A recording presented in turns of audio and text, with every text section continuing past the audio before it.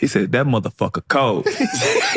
Come on, tell me how you wanna play it. I want it all, I just gotta say it. I took my doubts and I left it for dead. My life is a dream and it's all in my head. Come on, I had to start from the top, I had to live from the end. I write it down and I get it. Little nigga, don't you forget it. I got a mystical pen. When we're asleep, our mind can do almost anything. Such as? Well, imagine you're designing a building, right? You consciously create each aspect.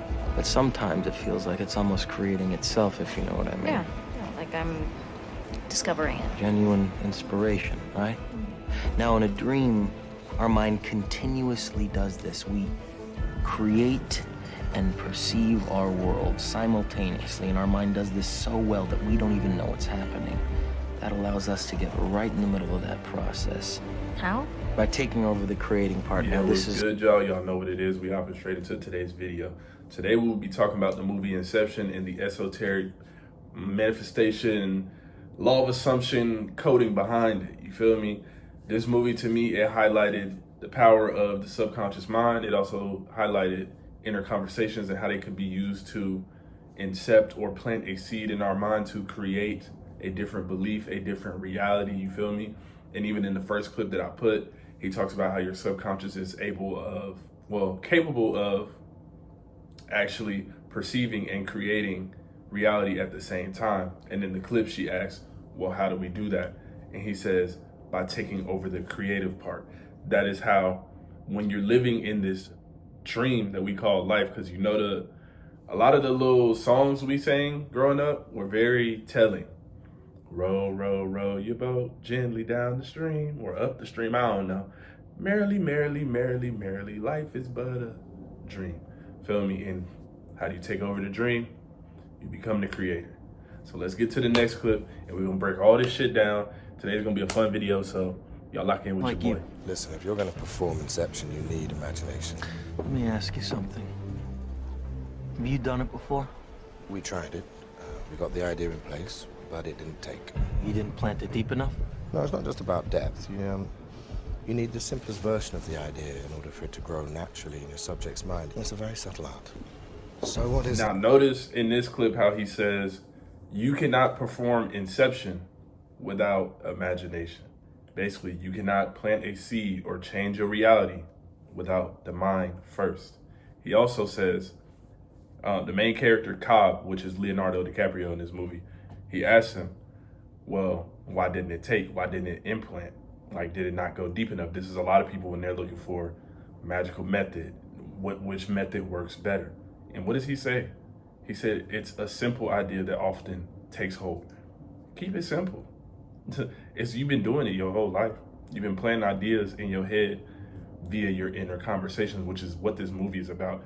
Inner conversations could also be akin to affirmations, but if you're doing it as a technique, it's usually a back and forth dialogue between you and someone else, or it could be you and yourself, you and a voice you never heard. It doesn't matter, but y'all get the point. Inner conversations, which you're constantly ruminating on, telling yourself.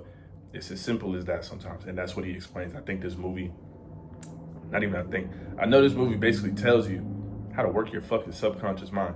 So let's get into the next clip. The subconscious is motivated by emotion, right? Not reason. We need to find a way to translate this into an emotional concept. How do you translate a business strategy into an emotion? That's what we're here to figure out, right? Now, Robert's relationship with his father is stressed, to say the least. Well, can we run with that? We could suggest to him breaking up his father's company as a screw you to the old man. No, because I think positive emotion trumps negative emotion every time. We all yearn for reconciliation, for catharsis. We need Robert Fisher to have a positive emotional reaction to all this. I will try this. My father accepts that I want to create for myself, not follow in his footsteps. Now, what do we notice in this clip? We notice he says the subconscious mind is motivated by emotion, not reason. Now, we could translate that to, nigga, your subconscious don't give a fuck about what's logical. I know a lot of y'all might be like, whoa, emotion. Don't worry about that. Y'all get the fucking point. It's your subconscious does not give three fucks about what's logical. It's about what you can get it to accept. So also notice they're sitting there plotting an inner conversation to plant into his mind so that he will take a certain action naturally. Because normally what they do is steal dreams. But in this movie, they're implanting an idea in someone's mind so that they will naturally take an action to do something. You feel me? So What are they doing? They're sitting there plotting an inner conversation. And what does the one guy say? He says, my father accepts. A lot of times it's not even about trying to get something, which I've mentioned in other videos. It's about accepting that the idea is already true. You feel me? And you can even say that in your inner conversation. I've accepted that blank, or I'm allowing myself to blank. You feel me? Anyways, y'all, let's get to the next clip. An idea is like a virus, resilient, highly contagious. And the smallest seed of an idea can grow. It can grow to define, destroy you. Now notice in this clip, he talks about how an idea is like a virus. And the smallest idea can, grow to define or destroy you. What does it say in the Bible? Faith the size of a fucking mustard seed, dog. Excuse my French when I'm quoting the Bible. But y'all get my point. Faith the size of a mustard seed, it really don't take that much. It's as long as, and here's what I think it is, in my opinion. As long as you know that whatever I assume it persisted in will become a reality, I feel like that's the only faith you need. Outside of that, once you start experiencing, affirming, whatever y'all want to call it at this point, you don't even got to believe in the traditional sense of the word what you're experiencing or what you're affirming. It's just more so you just have to believe that if I persist in this, then this will become a reality. And also notice how he basically kind of mentions self-concept too. It can grow to define you or destroy you. What you think of yourself, these things that you constantly ruminate on, these things can grow to destroy you, fuck up your life, fuck up your relationships, fuck up your funds, you feel me? Or it can define you in a way that you start getting the things that you want. Now you got bands. Now you got the baddie. Or you got the handsome man that treats you right. Now you got the car you want. Now you got the family life you want. You feel me? So let's get into the next clip, y'all. Else is here too. Who are the people? Projections of my subconscious. It's yours? Yes. Remember, you are the dreamer. You build this world.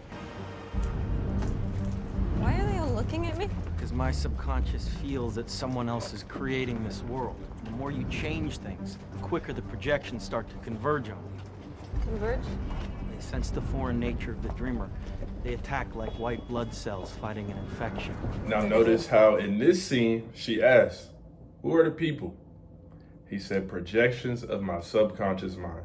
Now we can take, this is double layered. In your actual dream world, every character in your dream is a reflection of your subconscious mind. When y'all have these weird ass dreams, I promise you, these are aspects of your own subconscious mind trying to communicate something to you. Now, even in our waking life, the people in this world, everyone as you pushed out, are projections of your subconscious mind. You never truly experience someone for who they are. You experience them from who you think they are, how you describe them. Somebody who's watching this video, two people can watch the same video. Y'all don't experience me the same way. You experience me through the lens of your subconscious mind. So it's even the same. And notice how in the second part of this clip, when they realize that something foreign, a foreign idea is there, something they're not familiar with, they start looking at her crazy, start treating her strange. Does that not happen to y'all, or has it not happened to some of y'all? When you change an idea, you change your perception of something, the old story starts to act a little funny. It want to be a little funny, want to be a comedian, Cat Williams, goddamn Kevin Hart, whoever the fuck, Amy Schumer, I don't know, name a comedian. They just want to start acting real funny. But yeah, y'all get the point. Let's get on to the next clip.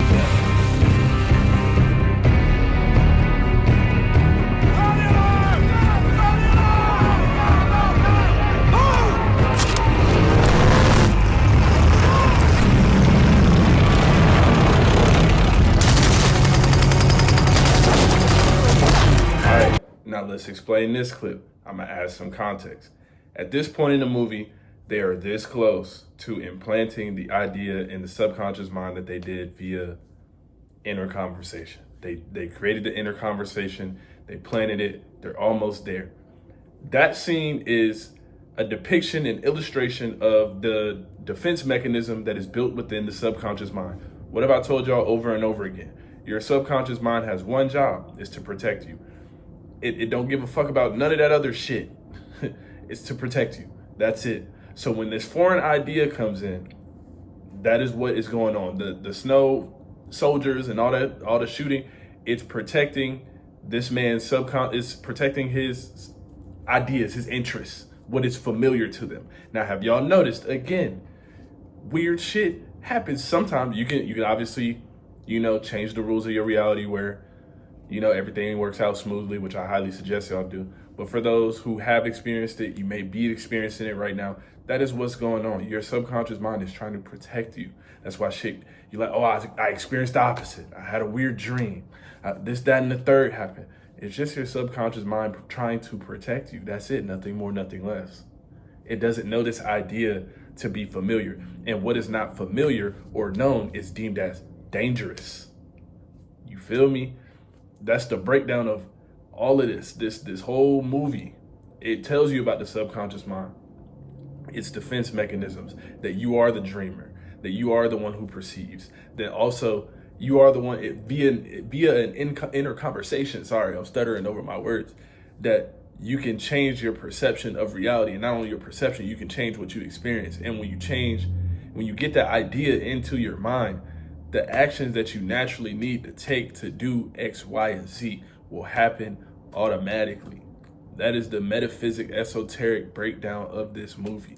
I know y'all enjoyed this video. I'm not even gonna tell you to like, comment, and subscribe because you're already doing that as we speak. Anyways, babes, goodbye.